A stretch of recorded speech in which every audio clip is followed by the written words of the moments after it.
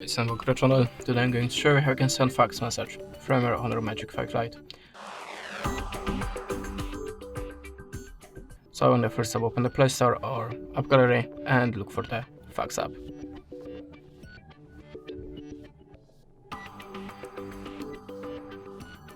Choose one of them. I'm using the Easy Fax, so you can launch it now. Add permissions to the camera and to the files. Now click on the plus and choose the picture from your gallery. Click import, add extra shape to the document, and if you're ready, click arrow icon. Now choose the filter for a photo and click accept. Type the number in this place, choose the country from the list. If you want to add more documents, click on the plus and do like before. If you want to send the documents from this list, just get your free credits or buy it and click on this button. That's it.